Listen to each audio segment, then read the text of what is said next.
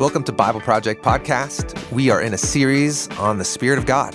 The Spirit, or Ruakh in Hebrew, is God's invisible, personal presence that gives life and breath to everything. The story of the Bible begins with God breathing his Ruakh into humanity and appointing them as his representatives to rule the world with his wisdom. God appointing humans as partners, representatives, and rulers on the land to mirror his heavenly rule is key foundation plot setting, and humans foul it up because they reject God's wisdom. So from the earliest pages of the Bible, we begin to hope that there can be an ideal human image of God, filled with God's Ruakh, truly representing God's wisdom and rule on the land. As we continue reading, we meet a handful of characters in the Hebrew Bible who get close to this ideal. These are leader figures who bring all of the roles of a king, bringing order and responsible leadership, play a priestly role, mediating between God and people, and a prophetic role of representing God's words to people. When all those are bound together in one character, the Ruakh is right there in the thick of the stories about these characters. The first character we encounter in the Bible like this is Moses. God uniquely fills Moses with his Ruakh to play a vital role in the story of Israel. He does signs and wonders. He confronts unjust leaders. He can lead people and do signs and wonders that provide miraculous life for people in the desert. He brokers a covenant relationship between God and a whole people group. And then he uniquely ascends to the very presence of God and then speaks God's purpose and word and brings it back down to the people. He's the package deal, man.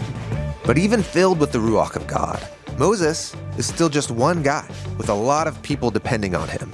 Moses needs help. Moses goes and he gets these 70 elders and he brings them out to the tent, and Yahweh came down in a cloud and he spoke to him and he sided off some of the spirit and placed that Ruakh on the 70, and they prophesied. They spoke God's word. The Ruakh of Yahweh has gone from the one to the many. In fact, it's so powerful it spills out to two more guys who are just hanging back at camp. And this unexpected outpouring of the Spirit worries Moses' protege, a guy named Joshua. The Spirit is too much, he thinks. But for Moses, this is the ideal. Moses says, Joshua, are you jealous on my behalf? Listen, I wish that all of Yahweh's people were prophets. I wish Yahweh would put his Ruakh on all of them. These words of Moses stick with us as we continue to look for the next Spirit-empowered Messianic leader. We need an anointed leader who's filled up with God's Spirit, and we need an anointed people who are filled with the same Spirit. Today, Tim Mackey and I talk about the Spirit of the Messiah, and we begin with the story of Moses. Thanks for joining us. Here we go. Hey, Tim. Hi, John. Hey. Hey, we're talking Ruakh. Yeah, we're many conversations in now. Yeah. We're in it. We're in the Ruakh. We're actually, the Ruakh is in us. Yeah, both are true. Yes. Yeah. So the Ruakh is the Hebrew word that we have many words to try to Yeah, we do. That's part of our describe. problem with Yeah. understanding it. Yeah. Yeah. The wind, our breath, our mind. It's all around us. It's within us. It animates everything. This then becomes a really wonderful way to think about the nature of God. Yeah. God Right. is Ruakh. God is, in some way, Ruakh. Yeah. We can't see God, but he's the animating force behind everything. In fact, it's the Ruakh Elohim that hovers over the nothing chaoticness and brings life and order. Yeah. Life itself is all the product of God's animating Ruakh. Then humans, if they're filled with the Ruakh of God, then they too will have the opportunity to use their Ruakh to bring order, which means making calls between good and bad. Yeah. And that's what wisdom is in its essence. Yeah. So God appointing humans as partners, representatives, and rulers on the land to mirror his heavenly rule is key, like foundation plot setting, and humans foul it up because they lack wisdom or they reject God's wisdom. Just sad because God had given them life all through the Ruakh. And so now you've got mediocre human rulers. How'd you put it in our image of God? video. He had a great way of putting it that's in that video. Like, what do you got? A bunch of mediocre rulers making a mess of things.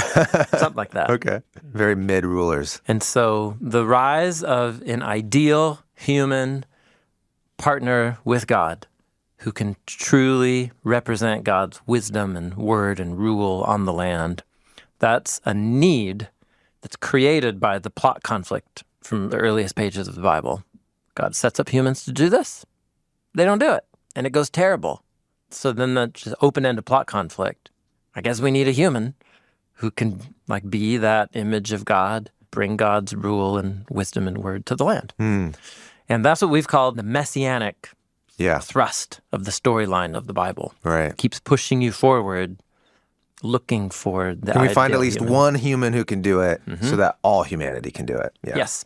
So part of how the Hebrew Bible works is by putting generation after generation in front of you, and you are thinking, well, maybe this generation it'll work out, and then the ideal human partner will come. And then usually there's one or two moments of something going awesome, and then a whole bunch of moments of really going terrible. And then they die, and then the next generation comes. But you hold on to those bright moments, and those begin to collect in your mind. And what you'll find is that in the handful of character stories who get closest to being like the ideal image of God, not all the time, but at least some of the time. On their best days. You will find that these are leader figures who bring all of the roles of a king, bringing order and responsible leadership.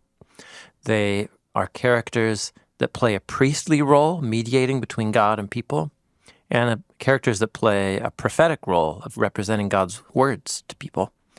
And when all those are bound together in one character, the Ruakh is right there in the thick of the stories about these characters. And really, there's not that many. Not many characters Not that many. achieve all of this. Two get the most page count in the Hebrew Bible. One of them is Moses, and then the other one is King David. And their stories are super hyperlinked and modeled and connected to each other. There's lots of other spirit-filled characters who play a prophet or a priest or king role, like a Joseph. We've looked at his story here. Like a Gideon, for certain moments, the Spirit comes on him. So there's many other characters we could look at. I want to look at Moses and David and how the Spirit is depicted as playing a role in their stories because, as we're going to see at the very end of this conversation, I hope, the prophet Isaiah was a student of these stories about Moses and David, and the prophets who produced the Isaiah scroll are portraying a future anointed, ideal, messianic king using all the language of the Moses and David stories to do it.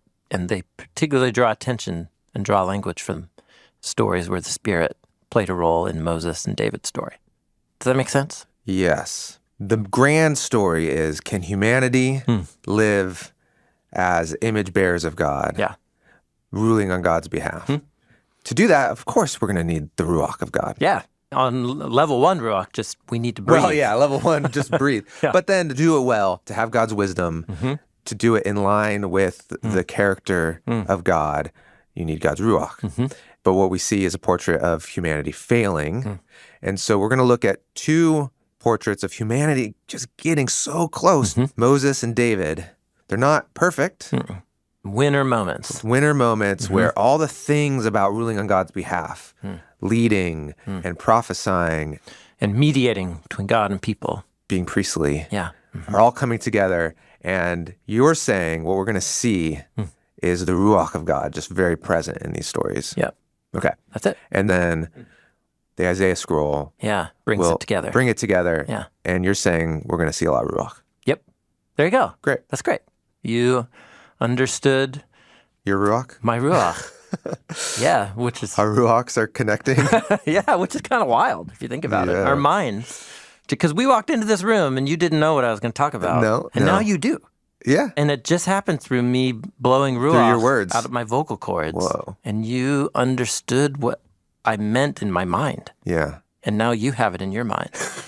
Okay. No, it's like, dude, reality is a miracle. Yeah. It's a consciousness is a miracle. Yes, Yeah. it's incredible. Yeah. Sorry, I'm having that moment right now. That's good. Sit in that moment. It's okay. I also just am finishing a strong cup of coffee. But that's, those things go together. Clarity and coffee. Ooh. God's gift to the human race. Okay, all right. Let's think about Moses.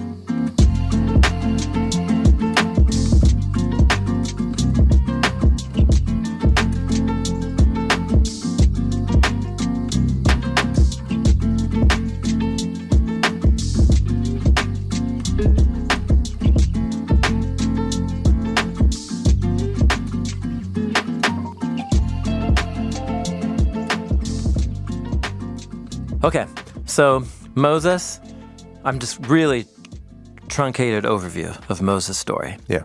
People are enslaved in Egypt. Israelites are enslaved in Egypt. And there's an Israelite woman who gets pregnant. She's supposed to throw her son into the river, and she does, but in a little ark. Oh, yeah. Plot twist. Yep. In an ark. In an ark. And that baby floats into Pharaoh's household, who's ordering, destruction of all of the Israelite boys. And that boy thrown in the river floats into his house and becomes Pharaoh's downfall. So confrontation, 10 plagues, all that kind of stuff. But God met with Moses on Mount Sinai right before that happened. And the burning bush is a key moment. And what God tells Moses is, go confront Pharaoh, liberate my people, I'll empower you to do it. But when you leave, come with all the people and meet me on this mountain. And I'm going to enter into a covenant partnership with them. So all of that happens. So just Fast forward. And Passover, journeying through the wilderness, and the people arrive, just like God asked, at the foot of Mount Sinai. And it's been a tough road trip. It's a lot of people to feed, and they're hungry and thirsty, and God's super generous and patient, gives them the sky bread and water from these oases. But when Moses finally makes it to the mountain, there's this really important story in Exodus 18 where he meets up with his father-in-law because he had married the daughter of a Midianite priest whose flock Moses was shepherding when he met God in the burning bush, a long time ago. And so his father-in-law meets him at the foot of Mount Sinai with all the people. And what his father-in-law, his name's Jethro, notices is that there's a line of people standing to talk to Moses all day long. Yeah. He's a popular guy. Totally. And so Moses' father-in-law saw this, and he asks, Exodus 18, verse 14, Moses, what are you doing? Why are you the only person sitting here, sitting as a judge for the people? So basically, people would bring their disputes or disagreements to Moses. Yeah. And they thought he was just the wisest one around. Yeah. Tell us what to do. Tell us what to do. And apparently he could do it. Yeah. People are lined up. Yeah. All day. And he's just like, this is not a good idea, Moses. You can't. It's not sustainable. It's not scalable. So Moses says, well, listen, the people come to me to inquire of God. I mean, I met God on this mountain. Yeah. It's a bottleneck. Yeah. And, presumed here is that Moses is so close to God that he can speak God's wisdom and word. Yeah. So the word spirit doesn't appear here yet. It's the assumption underneath it. Yeah. So Moses' father-in-law says, yeah, but this is not going to work. He says, the thing you are doing is lo tov. What he says is, it's lo tov that you do this alone. Jethro sees that it's not good that Moses is alone. Come now. Yes. So for longtime listeners of the podcast, that's a glowing hyperlink to the lone human in the garden in Genesis 2. It's the same wording. It's not good that you sit here alone. So we need more to accomplish the will of God for all the people. Let's split Moses in half. We need to split Moses. Yeah. So just wait for it. Okay. So what he tells Moses is, you should select a whole crew of men who fear God. They're called men of truth who hate dishonest gain. So they're not looking to get rich off of the people's disputes. And they fear God more than people, and they care about the truth. Those are the people you want. And, and you're like, Yeah. let's That check sounds out. pretty good. Yeah. I think that's what Let's anybody's looking let's for elect in a those leader. people to the Senate. Let the listener understand. So place them as leaders of thousands, hundreds, 50s, and 10s. So truly scalable, like a management scheme here. And Moses does it, and it begins to work. So you're just given this story here. You're like, cool, all right, that's cool. And it works out. The next story is now the people are at Mount Sinai. God says to Moses the famous words of, I brought you all out of Egypt. You will be for me a kingdom of priests and represent me to the nations if you listen to my words. And now we have in our minds, okay, so Moses is going to become the spokesman for God, but he's got a crew now. Yeah. This whole crew who will actually be the ones to translate all of God's word and wisdom at Mount Sinai into the life of the people through this crew. So chapter 18 comes before 19 in a really important way. And 19 is famously then the Ten Commandments. 19 and 20 kicks off the Ten Commandments. And then all the covenant laws. And the hundreds that follow in the year that they camp out at Mount Sinai. Okay. But the foundation is that Moses is the key mediator. Yeah. And he continues to be as those commands come through him. Because he goes up and down the mountain. Yeah. And it's just him.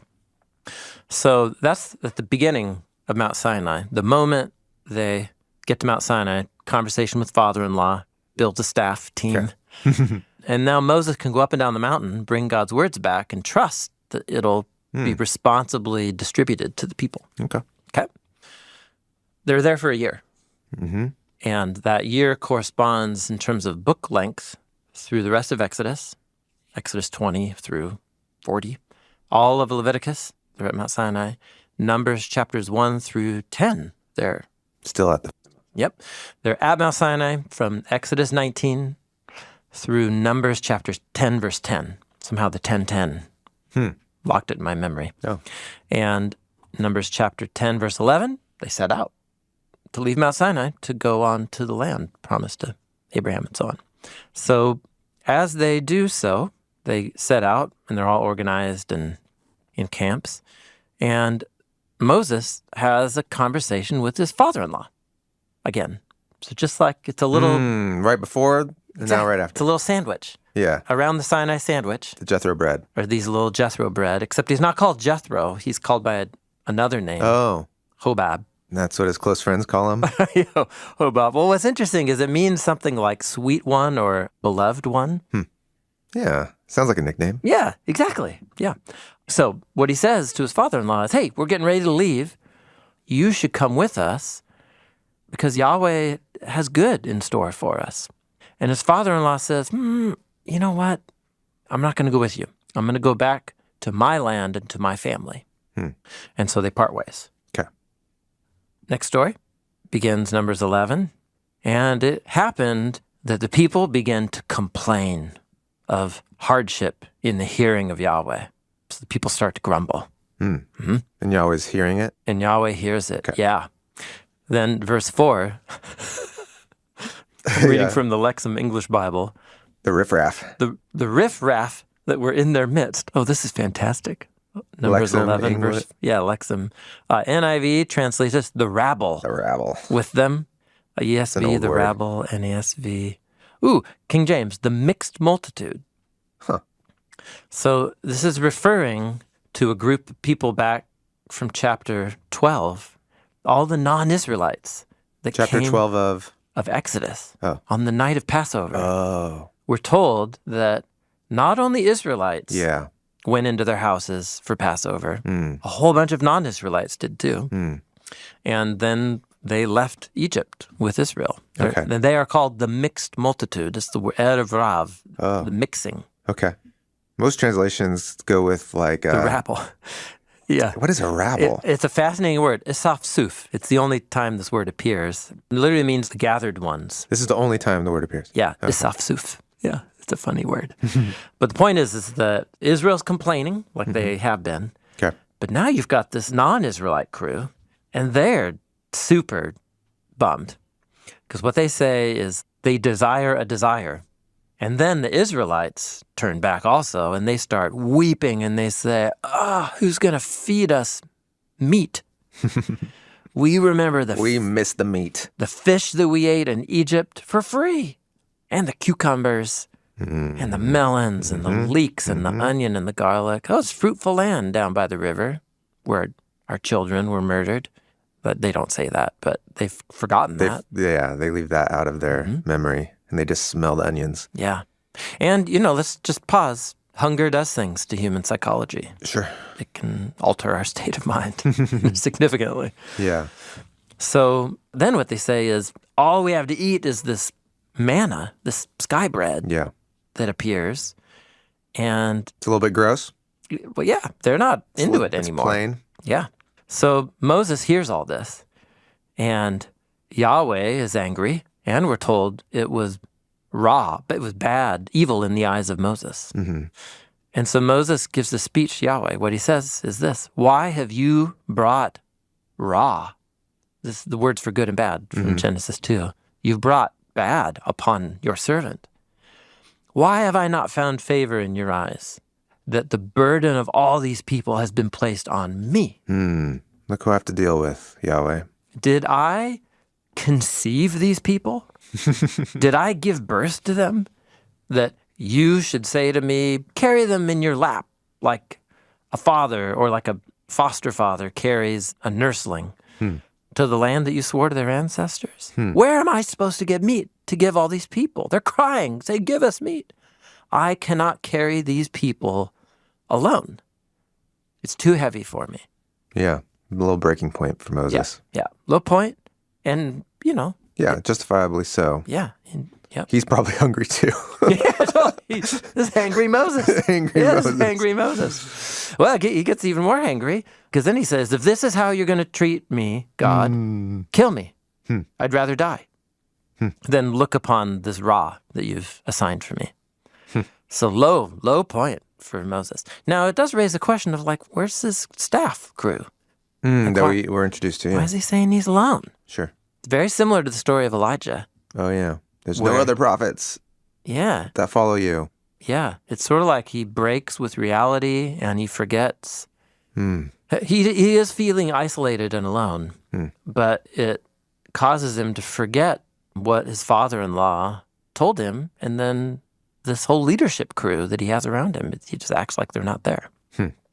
But God hasn't forgotten that crew, so here's what he says. Yahweh says to Moses, get together for me 70 men from the elders of Israel, the ones whom you know are elders of the people. And I want you to take them to the tent of meeting, and they're going to stand there with you. So when the people are on the move, the tent would move from the center of the camps to the front and be 3 days out ahead of them. Oh, 3 days out ahead? Yeah. Oh, I didn't realize that. Yeah, you learn that at the end of chapter 10. Travels 3 days. Oh. Yep, to spy the land ahead of them. So take the elders and go out, leave the camp and go forward to where the tent is in the glory cloud and all that. And I will come down and speak with you there. And I will, and this is so fascinating, I will take from the side of the Ruakh that is on you, and I will put it on them. Take from the side? Yes. Yeah. Take from the side. Most of our English translations just translate it as take, because it's a very strange word to use right here, the Hebrew word. Yeah. And it's so odd that most of our English translations just kind of skip it? Well, I think if you don't see the hyperlink, you'll just think of it as some odd way of saying, I'm going to take some and put it on them. Okay. But it's a verb from the Hebrew word etzel, which means the side of something. And usually an architectural term, like the side of a building. Okay. And it is the word from Genesis 2? It's a synonym. Synonyms. Brilliant. Okay. Yeah. Yeah. So the word is sod in Genesis 2, but it's etzel here. Okay. So it's a verb of I will side off. So imagine removing the side of a building. Yeah, okay. And that's this verb. Okay. Which means you're taking a portion of. A side of something isn't the whole thing. In Genesis 2, the word is... It's literally the word he took from the side of. Because you've called that an architectural term before, too. It is. He took from one of the sides of the Adam. And there is the word side that can refer to the side of a hill or a building or an object. Okay. Here, this is a verb, vayatzel, that's derived from the preposition etzel. It's another word for the side of something. Just a straight-up synonym. Most often of a building, yeah. Okay. Yeah. Totally. So it's a hyperlink to And Genesis it's the 2. side of the Ruakh. I will take from some of the side of the Ruakh that is on you, and I will put it on I'm gonna them. peel off a little Ruakh. Yeah. It's such a weird thing to say in Hebrew, Yeah. and if you say it in English, It's even, yeah. it's just as weird. I will side off some of the Ruakh on you, not all of it. Now, this is also new, like, whoa, the Ruakh is on Moses. Oh, we haven't been told that before. I mean, it's kind of assumed. It's for sure assumed. Yeah. Just Yeah. not explicit in any not explicit. story. Exactly. Okay. That's right. But here it is. Okay. Yep. So I'm going to take some of the Ruakh on you, and I will put it on them. And they will carry the burden of the people so that you don't carry it alone. Look, so that's God's solution to the leadership crisis. There's also the food crisis, to which God says, I'm going to provide more meat than they would ever want. And that's a whole other part of the story we don't have time for. But my This point is is... where the quail comes? Yes. Okay. A Ruakh blows in a whole bunch of quail. Nice. Yeah. So I want to move forward to the moment where the spirit stuff happens in the story. Okay.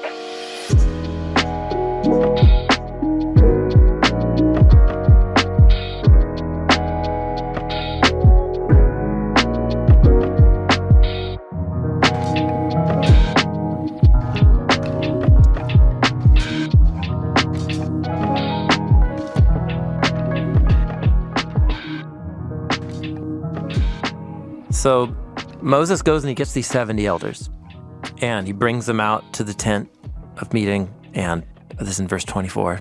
And then the Lord came down, Yahweh came down in a cloud, and he spoke to him, and he sided off some of the spirit. It's that verb again. So it's just calling that back? He took from the side of the spirit that was upon him and placed that Ruakh on the 70.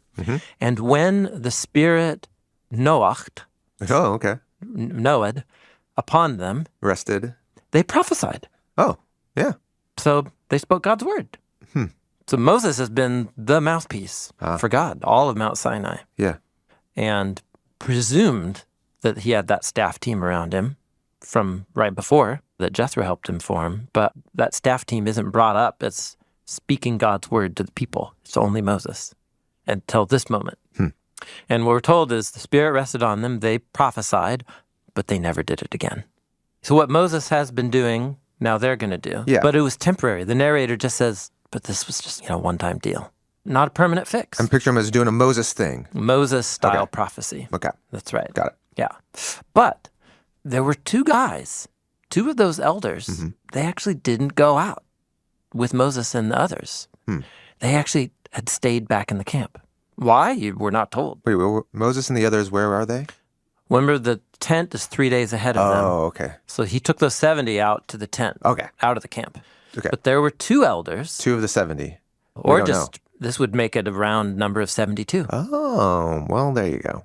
Two remained back in the camp. The name of one of them was Loved by God, and the name of the other was Darling, or Beloved. Eldad and Medad were their names. And it's so interesting, the Spirit noached also upon them. But they hadn't gone out to the tent. Bonus.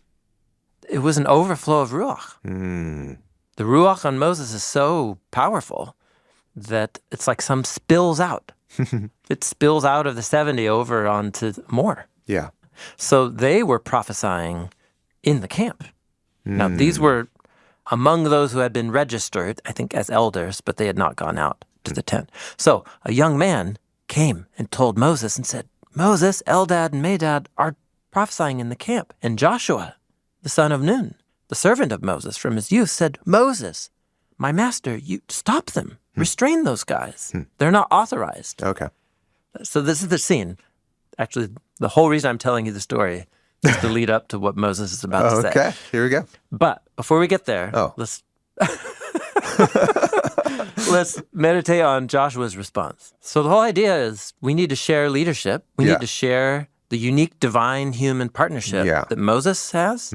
We need to spread that for this to be successful for all these people to really be God's covenant partners. Well, Joshua saw the plan. You're taking 70 guys out.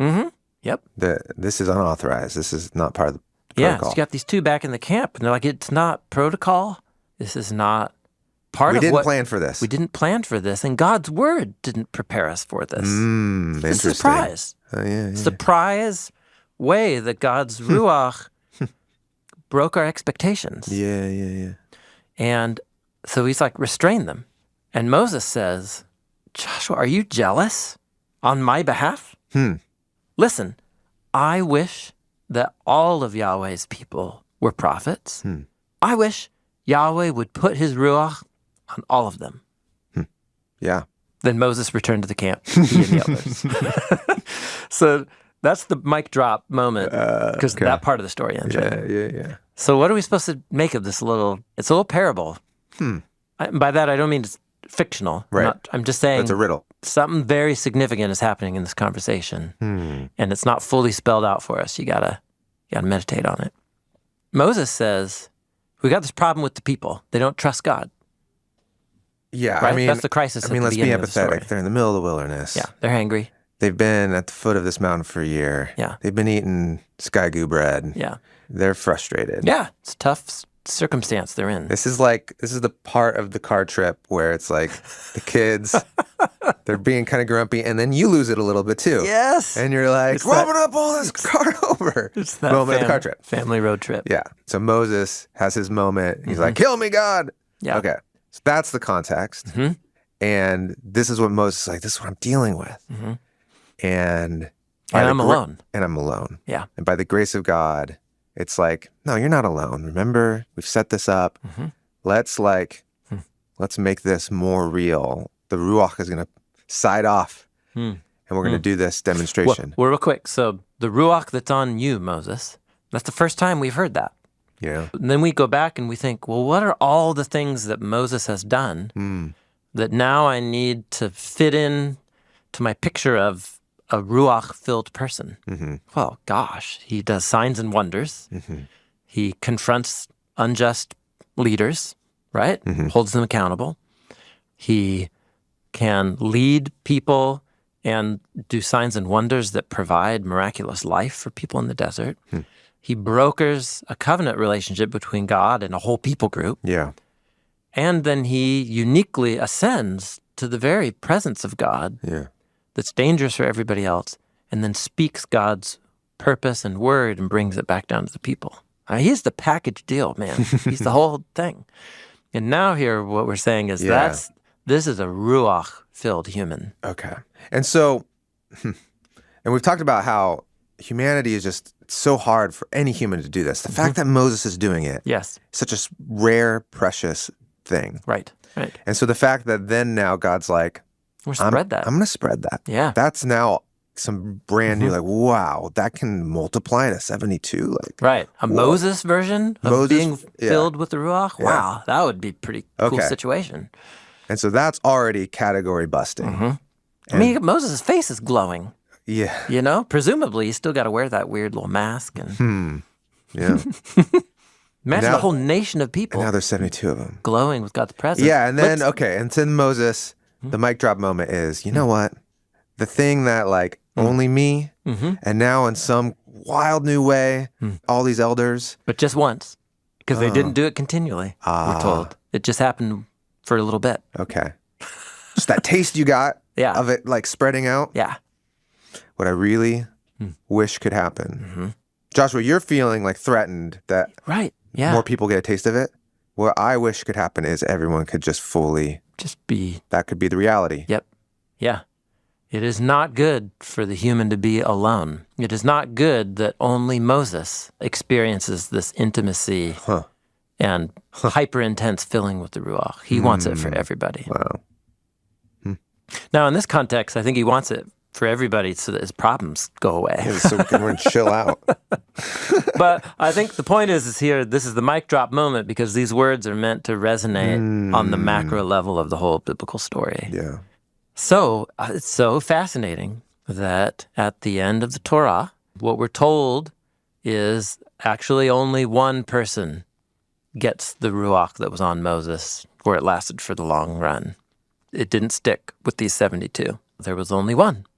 And the last paragraph of the Torah tells us who that one was that got the Ruakh of Moses, and it's the young guy who just got in Moses' face to be like, that's too much Ruakh. It's too much, Moses.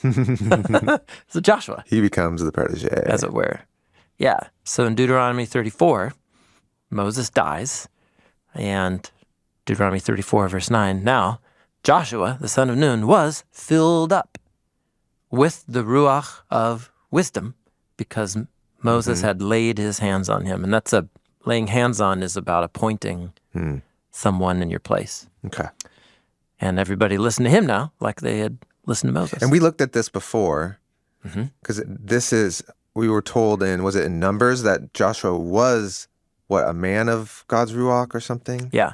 This little moment at the end of the Torah is anticipated in Numbers 27 when Moses is being like, hey, who's going to lead the people after I die? And God says in Numbers 27:18, take Joshua, son of Nun, a man in whom is the Ruakh, and lay your hand on him. Yeah. And he'll lead the people. Okay.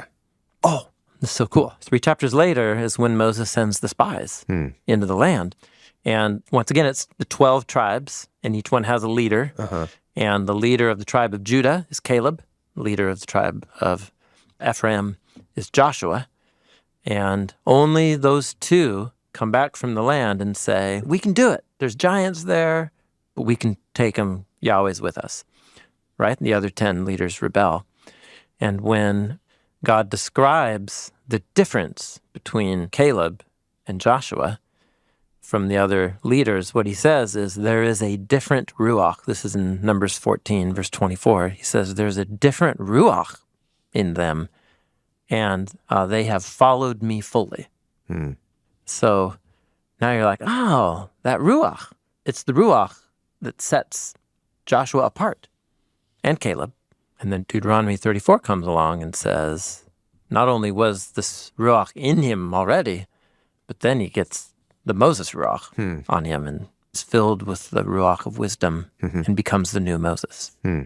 So what I said at the beginning of our conversation was I wanted to show you 2 sets of leaders. Yeah, Moses and David. Prophet. We've just been hanging with Moses. It was Moses and Joshua, and next was Saul and David. So we'll do Saul and David in the next part of the conversation. Okay.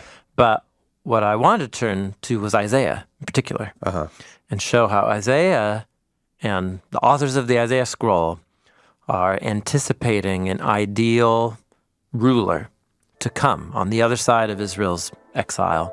And when they write poems about this anticipated figure, they use language and imagery from the Torah and prophets that was used to describe Moses and then also David.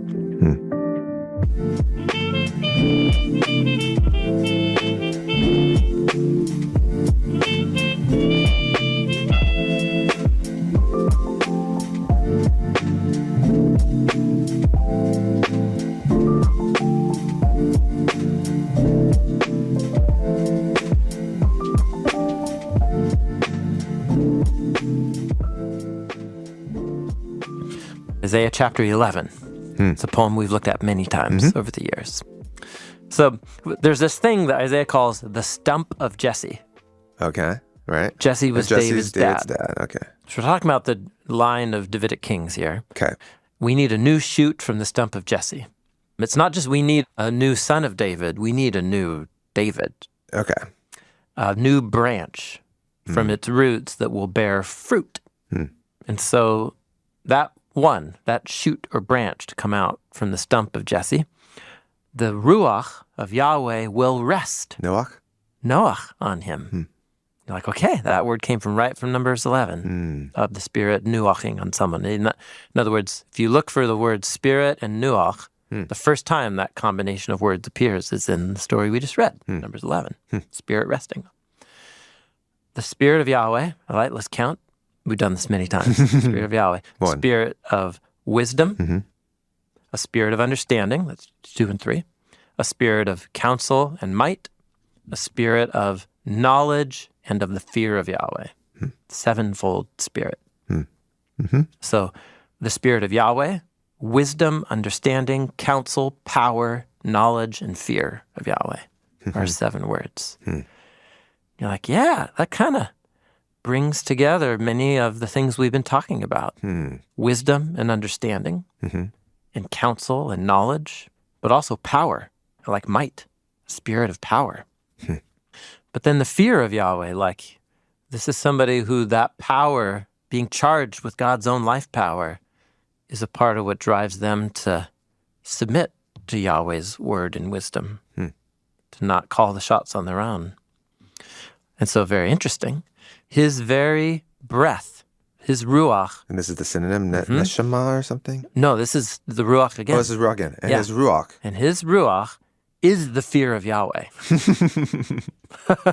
And this is fear of God in like the positive sense, not like he's terrified. We've never done like a fear of God. We need to. Conversation. Yeah, we should. Put a pin on that. Put a pin in it.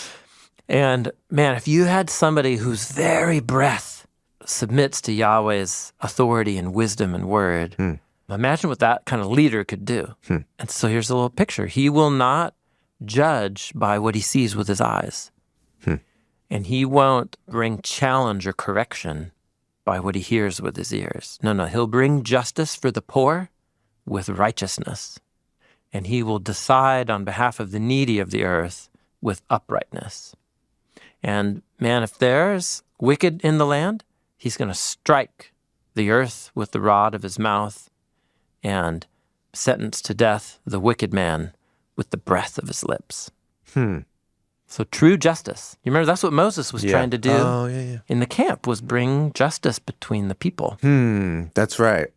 And we've been talking about how when you do that as an agent of God, you're still in tune with your faculties. Here, there's a little bit of a focus on, that's good. Your faculties can deceive you. Oh, right. That's exactly right. Right? You need more than just what you see and hear on the surface. More than what you can see and hear. Yes. Oh, thank you so much. This goes back to our early conversations about spirit and wisdom. Like Joseph could interpret Pharaoh's dreams, remember? Yeah. And you were like, no amount of responsible management training, prepare you to like see. Yeah, see into someone's mind and understand their dreams. But I bet all of the intuition and experience that Joseph had through the years surely was part of the equation of what the Spirit could work with then to give him knowledge 2.0. We're tapping into that same idea here. Okay. A Ruakh-filled human is somebody who, in one sense, operates with the normal human faculties. They see and they hear. But they are able to see more, and they're able to hear more, and not be led astray by mere appearance. Yeah.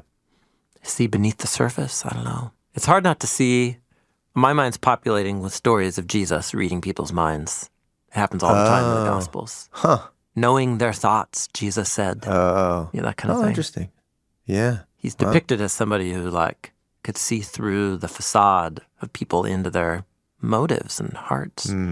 That's the picture here. Yeah. So man, you get a leader like that. That's the image of God we need. You get a leader like that who can bring order with that kind of spirit-empowered insight and wisdom. You'd have a new Eden. And that's what Isaiah goes on to depict. You have wolves laying with lambs and leopards with little sheep, kids playing around snake holes. And the whole land will be filled up with knowing Yahweh. So the poem goes on, but you get the idea here. So my point is to say what Isaiah depicts as the ideal Messianic hoped-for ruler is built on elements and words from the portrait of Moses in his best Ruakh-filled moments in the Torah. Not only that, Isaiah is borrowing from other stories in the Torah and prophets, but he's for sure borrowing from those. Yeah, that's cool. I feel like the story of Moses, I have observed, has made a deep impact on you over the years we've been doing the project. Oh, really? Yeah, Moses' good days. Yeah. So I remember multiple times we'd get to his glowing face or Moses on Mount Sinai. And so for me, this story in Numbers 11 has had that kind of impact because it's the moment where Moses is saying, the thing that's so unique to me in my experience of God. I wish everyone had it. I wish it were everybody. It's such a beautiful moment. And here in Isaiah 11, It's not everyone who gets it. It's this one. Oh, that's right. In 11. In 11. But then we looked at that Ezekiel passage. Yeah, I will put a new Ruakh into everyone. That's right. And I'll just, homework assignment for those of you listening, Isaiah 61 occurs, 50 chapters later after this poem. And it's the Ruakh of Yahweh has anointed me. This me starts speaking, who's anointed by the Ruakh to announce good news to the poor. And then what he says is, people who are weeping and grieving in ashes, I'm going to pour the oil of gladness on them. So the same anointing with oil that the Spirit has given me, I'm going to pour out on a whole crew. And it becomes a symbol of the liquid Spirit. So that it's like, man, we need an anointed leader who's filled up with God's Spirit, and we need an anointed people who are filled with the same Spirit. So these are ideas that maybe as Christians might only associate with the New Testament, like the filling of the Spirit for everybody. But they have deep roots, all of it back here in the Torah. This is Moses' dream, was the thing that he experienced would actually be shared by all of God's people. Yeah. So that's Moses and Joshua, key contributors to the picture of the Spirit-filled Messianic king in the prophets. But not only that, there's also another leadership pair of kings that are crucial to the portrait of Messiah and the Spirit in the prophets, and that's the story of Saul and David and their contrast, because they are both filled with Ruakh. Right. But it turns out they're filled with different kinds of Ruakh. Yeah, we've left that hanging. Yeah. Saul's crazy Ruakh. Saul's crazy moment. Ruakh. Yeah, what's that about? Yeah. So let's talk about that next. Thanks for listening to Bible Project Podcast. Next week, we'll continue to explore the spirit of the Messiah in the stories of Saul and David. Both are empowered by God's Spirit to lead Israel, but only one is a man after God's own heart. Just divine power of Spirit is not enough to transform a person. You actually need a different heart. You need a heart that's according to God. Bible Project is a crowd-funded nonprofit, and we exist to help people experience the Bible as a unified story that leads to Jesus. Everything that we create is free because of the generous support of thousands of people just like you. Thank you so much for being a part of this with us.